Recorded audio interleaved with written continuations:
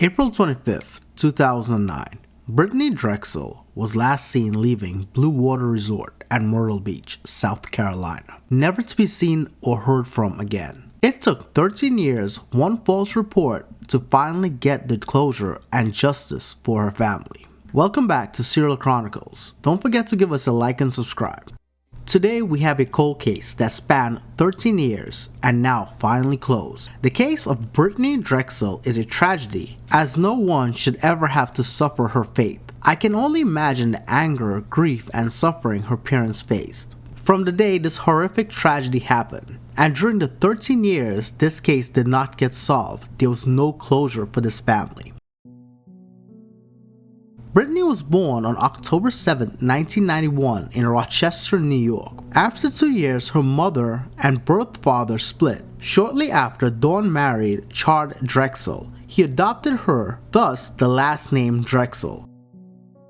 For teens and young adults, spring break is like a religion, as it is a short vacation which most school kids hang out with their friends. Spring break is frequently associated with extensive gatherings and heavy partying in warm climate locations such as Daytona Beach, Panama City Beach, and Cancun, Mexico. Now, you might be asking why I mentioned this. Some days before her disappearance, she asked her mother if she could go to Myrtle Beach, South Carolina over spring break with her boyfriend and some girlfriends. Her mother refused since she did not know the other teenagers and there were no adults accompanying them on the trip. She also had a premonition that something bad would happen. This led to arguments between the two for several days until April 22nd, when Brittanee asked if she could go to a friend's house for a day or two to calm down, to which her mother, Dawn, agreed to. That day, Brittanee left for South Carolina with the other students without telling her mother. And from there, the story goes. Drexel left her friends at the Bar Harbor Hotel beachfront to walk 1.5 miles south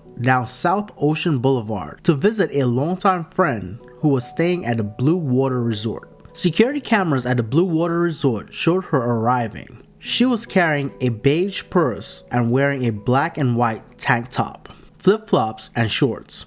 The camera captured her leaving around 8:45.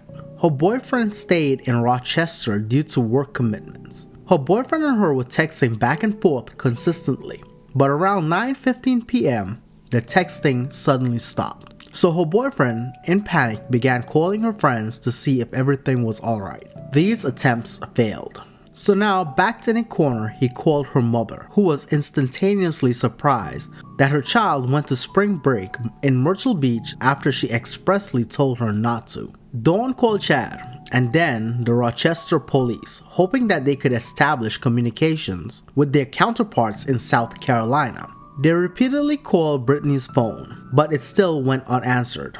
The police did what they could to look for Brittanee at that time, and we know the case became a cold case for the past 13 years. During this time of Brittanee's disappearance, there was a sliver of hope that her loved ones would get some closure. 8 years after Brittanee Drexel went missing. That was very shocking to me.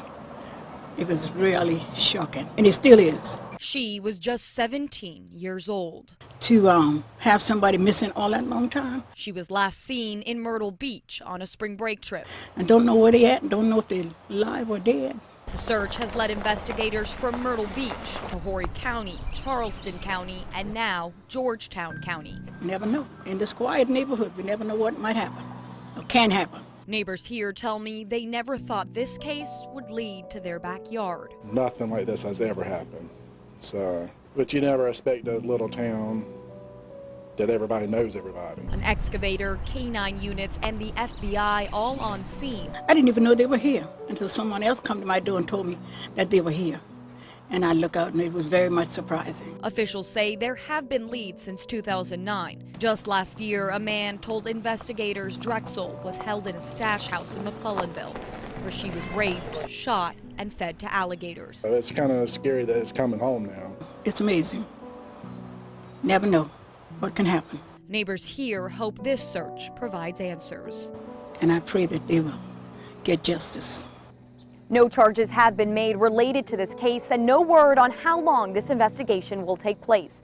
Reporting in Georgetown County, Sophia Arzosa, News 2. When the Timothy Taylor allegations happened. So long story short, Taquan Brown, a South Carolina inmate who had begun serving a 25-year sentence for manslaughter, told the police that in 2009, shortly after Drexel's disappearance, he had gone to visit a McClellanville stash house to give money to Taylor's father. As he walked through the house, Brown told Munoz he saw Taylor sexually abusing Drexel with others present. He continued to the backyard where he found Sean and made his payment. As they talked, Drexel ran from the house but was soon recaptured. Brown said he saw Taylor pistol whip Drexel, then take her back inside. He heard 2 gunshots, which he assumed were the sound of the young woman being killed. Brown claims to have seen a wrapped body being removed from the house, then dumped in one of the many alligator ponds in the area. These allegations were all untrue. Timothy Deshaun Taylor had his name publicly dragged through the mud for years and was prosecuted twice for a crime which he had already been punished. All based on dubious accusation of a prison informant saying Taylor was involved in a kidnapping, rape, and murder of Brittanee Drexel. The accusations weren't true, and the so-called informants who peddled those claims to the FBI have since admitted they made the stories up. I've asked members of the media for years to refrain from naming Timothy in association with this case, but those stories were written and cannot be unwritten. I now ask that they help us correct the record, and in doing so, allow my son to share his truth when he is ready and willing. My sincere hope is that this never happens to another family. I call for law enforcement to halt the practice of disclosing unfounded leads and names of potential suspects without credible evidence. Doing this has real-life consequences and a lasting disparaging effect on so many, particularly us, Black families. And we've suffered the ramifications of being falsely accused far too long. According to the state prosecutor leading the case against a man that he was confident actually did kidnap, rape, and murder Drexel. This tragic story, I can only imagine, had its emotional stress on her family and loved ones, and wreaked havoc in one man's life, Timothy Deshaun Taylor, whilst the true murderous culprit was still at large. And the saddest and most hurtful part of this is that the remains of Brittanee Drexel were identified following the search of a wooded area in Georgetown County. Raymond Moody is charged with her rape and murder. Moody led authorities last week to where he buried Drexel's body, near the Hamry Township subdivision south of Georgetown, the sheriff's office said on Tuesday. DNA and dental records have proven it was indeed Drexel's remains that Moody led investigators to. Finally, family and loved ones can get some closure. Thank you for watching Serial Chronicles.